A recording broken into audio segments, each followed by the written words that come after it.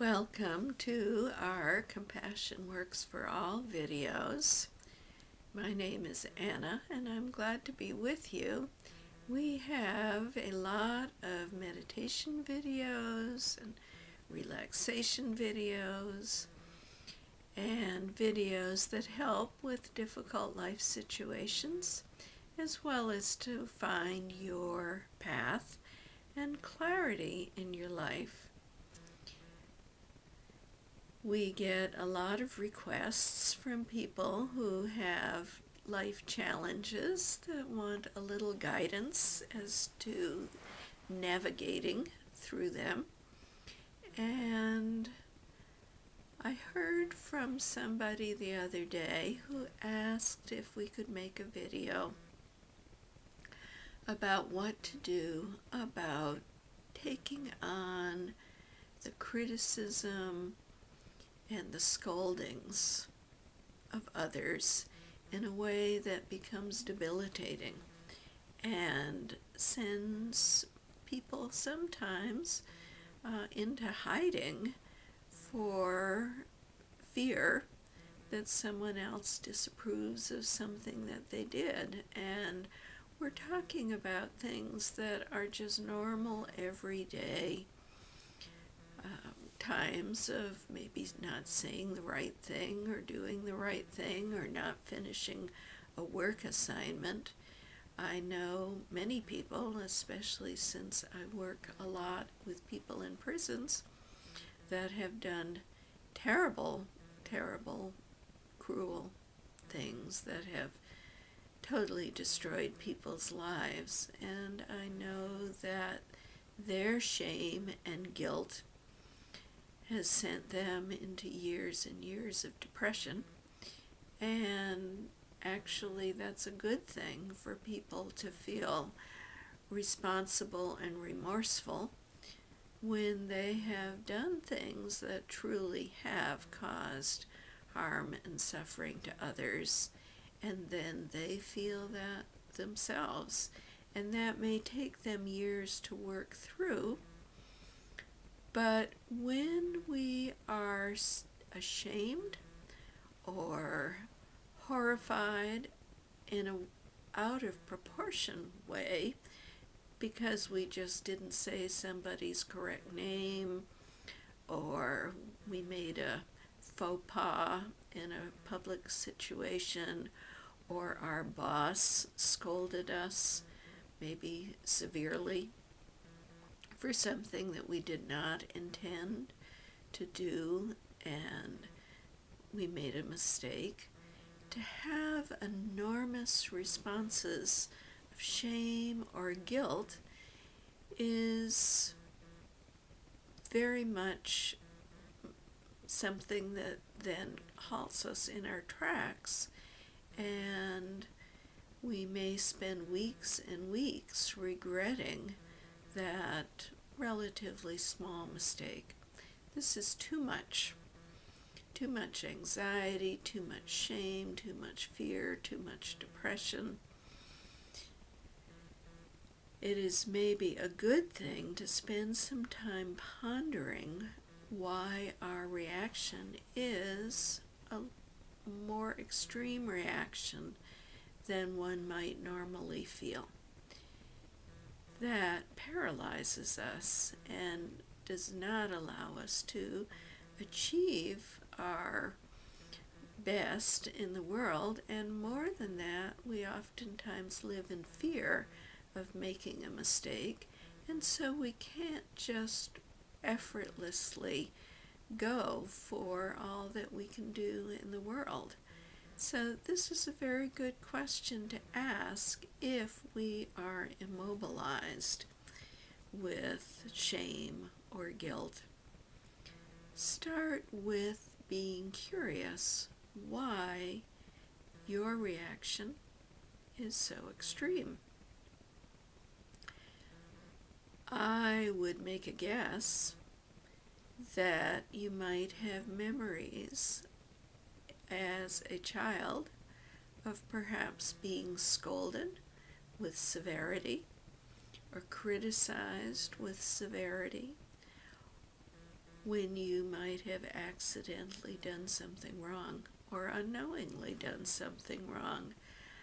I would bet that you tried very hard to be a good child and to do the right thing, and whether a parent or a teacher or another adult or even accidental life circumstances led you to feel that you were bad or you were wrong, and you were shamed or scolded into feeling incapacitated at that point, and you didn't have enough reassurance that you were also loved and supported, and it was trusted that you could do something good with your life. Now, I added in there life circumstances because I have seen and known many people who have, as little children, equated having a terrible event happen and they felt like it was their fault because of something that they did. I know one woman who felt like she had pushed her little sister down. They were probably 3 and 1, and then lo and behold, that little sister got pneumonia and died in the hospital. It had nothing to do with pushing her little sister down. The pneumonia was something totally separate, and yet at 3 years old, she put those pieces together and thought, this was my fault, and my sister died because I pushed her down. No adults in her life were able to correct that misperception because they had no idea that she thought it was her fault. Every little child takes enormous responsibility as their fault when things go wrong. Very often children whose parents divorce think it's their fault. If there's an automobile accident, kids think it's their fault. If another child gets hurt, they think it was their fault. And because adults don't know what they're thinking, nobody explains it to them. A lot of shame, a lot of guilt, a lot of very profound emotional responses are alive and active in little children, and nobody helps them sort it out. So, punishment, scoldings, whippings, or other events that happen in the family may be integrated into one's idea of self in a way that the deeply held belief is, I'm bad, I'm wrong, I can't do anything right, it's all my fault. And this has a very strong response in the brain and in the body. And you might have a surge of anxiety or fear or depression. So analyze these situations that arise for you. Look at them as though you're trying to understand them better. And when you can maybe get a clue as to why your reactions are extreme, then you can sit down with you in a fantasy, you as that little child, you at 2 or 4 or 10, and explain to that little child that still lives within you what was not your fault, what was a more realistic perspective of what was going on. And you soothe yourself, soothe that child. Say to you what needed to be said to you when you were little. And it works to say it to ourselves as grown-ups too. telling ourselves we're okay, it's all right, we can let it go, we are just trying to do our best, we didn't mean to do something silly or ridiculous or embarrassing. And then those famous words, just let it go.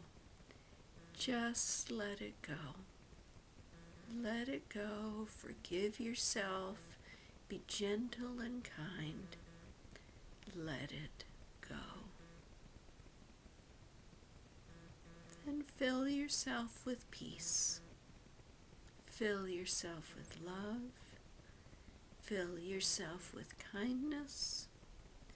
And rest there for as long as you can.